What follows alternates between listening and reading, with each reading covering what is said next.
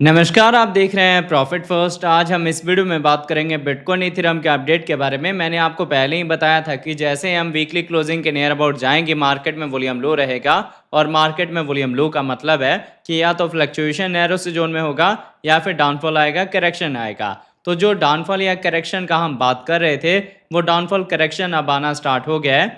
ऐसे में क्या आपका एंट्री पॉइंट है, लॉन्ग टर्म शॉर्ट टर्म के आपके टारगेट क्या हैं, ये सारी चीजें हम डिस्कस करेंगे इस वीडियो में। तो दोस्त, वीडियो स्टार्ट करने से पहले मैं आपको कहूंगा, अगर आप क्रिप्टो मार्केट से अप टू डेट रहना चाहते हैं तो मेक श्योर आप हमारे चैनल को सब्सक्राइब कर लें और बेल आइकन को दबा लें ताकि हमारे नए वीडियोस के नोटिफिकेशन मिले आपको सबसे पहले। अब देखिए, अभी अगर हम मार्केट के ओवरव्यू की बात करें तो ओवरऑल मार्केट में वॉल्यूम लो होने की वजह से मैक्सिमम कॉर्नर टोकन में आपको अभी डाउनफॉल और करेक्शन देखने को मिलता है। और ये डाउनफॉल, ये करेक्शन टिल कंटिन्यू चलेगा जब तक हमारी वीकली क्लोजिंग नहीं हो जाती या फिर मार्केट में अच्छी वॉल्यूम आ नहीं जाती।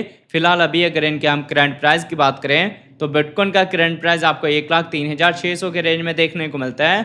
1.8% का डाउन ट्रेंड मूवमेंट है। इथेरियम आपको 2,431 के रेंज में देखने को मिलता है। 4.2% का डाउन ट्रेंड मूवमेंट है।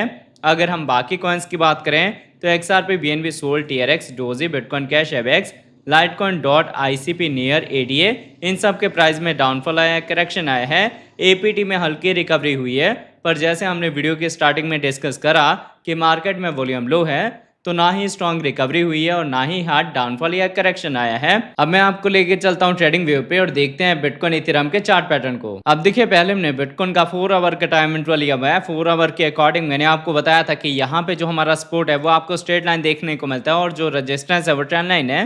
प्राइस एक्शन AC के बिटवीन में मूव हो रहा है, तो इस पैटर्न को हम बोलते हैं डिसेंडिंग ट्रायंगल का। ये एक बेयरिश पैटर्न है, इसमें हम अपने सपोर्ट को ब्रेक करेंगे, फिर इसी सपोर्ट को एज अ रेजिस्टेंस यूज करने के बाद मेजर डाउनफॉल करेक्शन आएगा, जिसके साथ आपको सेकंड एंट्री या फिर DCA का जोन मिलेगा। अब आपको यहाँ पे मैंने पहले ही बताया था कि अगर आप फर्स्ट एंट्री लेना चाहते हैं तो यहाँ पे आपकी बाइंग हो सकती है अगर आपका विजन लॉन्ग टर्म का है। बट अगर आप इंट्राडे करना चाहते हैं, अगर आपका विजन शॉर्ट टर्म का है, चाहे आपके पास कैपिटल कम है, तो आप वेट करें, आपको जो है वो 95 से 94 हज़ार का रेंज मिल जाएगा।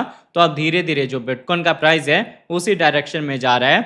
अब यहाँ पे सिनेरियो को आपने समझना है। एक तो हमारी छोटी EMS का डायरेक्शन डाउन साइड में है, दूसरा हम ट्रेंड वाइज डाउन में है, तीसरा यहाँ पे पैटर्न बेयरिश बना है। तो यहाँ पे रिकवरी का कोई भी अभी सिनेरियो नहीं है जब तक यहाँ पे ट्रेंड चेंज नहीं हो जाता और वापस से हम नज़दीक नहीं आ जाते हैं अपने कंफर्मेशन लेवल के, जो कि लेवल है 1,07,000 से लेके 1,08,000 का। तो आई होप आपको इसका 4 आवर का टाइम फ्रेम समझ आ गया होगा। अब अगर इसके साथ इसके हम डेली टाइम इंटरवल की बात करें तो देखिए, डेली के अकॉर्डिंग मैंने आपको बिटकॉइन में बताया था कि यहाँ पे जो रेजिस्टेंस है हमारा वो स्ट्रेट लाइन है और जो सपोर्ट है वो ट्रेंड लाइन है। अगर हम इस ट्रेंड लाइन के सपोर्ट के ऊपर होल्ड हो जाते हैं तो हम असेंडिंग ट्रायंगल का पैटर्न फॉर्म कर रहे हैं, जो कि एक बुलिश पैटर्न है। यहाँ से मार्केट में रिकवरी होगी, फिर आपने मॉनिटर करना है कि हम अपने इस रेजिस्टेंस का, जो कि हम कह सकते हैं कंफर्मेशन लेवल के ऊपर का रेजिस्टेंस है, इसका ब्रेकआउट दें, फिर आपको हाई रेंज के बड़े टारगेट मिल सकते हैं। अब ये रिकवरी का सिनेरियो है जिसमें मैंने आपको बताया था कि आपको 1,15,000, 1,20,000 या फिर जो पीक रेंज का टारगेट रहने वाला है 1,40,000 से लेके और 2,20,000 का चैनल, उसमें हम जा सकते हैं। पर उसके लिए चाहिए क्या? पहले हमें इस कंफर्मेशन लेवल का ब्रेकआउट देना पड़ेगा, जो कि लेवल है 1,07,000 से लेके 1,08,000 का, और उसके बाद इस रेजिस्टेंस का ब्रेकआउट देना पड़ेगा।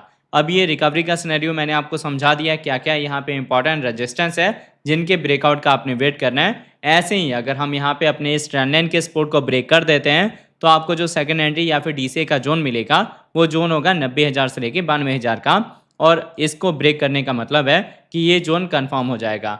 तो आई होप आपको बिटकॉइन का अपडेट समझ आ गया होगा कि अगर आप यहाँ पे अपनी फर्स्ट एंट्री लेते हैं तो इसके नीचे आपने सेकंड एंट्री और DCA करना है। और मैंने आप लोगों को अपने सुबह वाले BTC के अपडेट में ये पॉइंट क्लियर कर दिया था कि ये जो आप 90 से 92,000 का जोन देख रहे हैं ये वीकली टाइम फ्रेम के अकॉर्डिंग भी आपको मिल सकता है, क्योंकि वीकली के अकॉर्डिंग भी हम असेंडिंग ट्रायंगल का ही पैटर्न फॉर्म कर रहे हैं। तो यहाँ पे मैंने आपको इन शॉर्ट में समझाया कि अभी मार्केट में डाउनफॉल आने वाला है, करेक्शन आने वाला है, तो थोड़ा आप उसके लिए तैयार रहें, इसीलिए पार्शियल एंट्री लेते हैं। अब अगर यहाँ पे हम इथेरियम की बात करें कि मूवमेंट इथेरियम का क्या है, देखिए काफ़ी देर से मार्केट में वॉल्यूम लो है, ये आप लोग भी देख रहे हैं, मैं भी हमेशा अपनी वीडियोस में आप लोगों को बता रहा हूँ। तो मार्केट में जो वॉल्यूम होता है ना, उसका काफ़ी मेजर रोल होता है।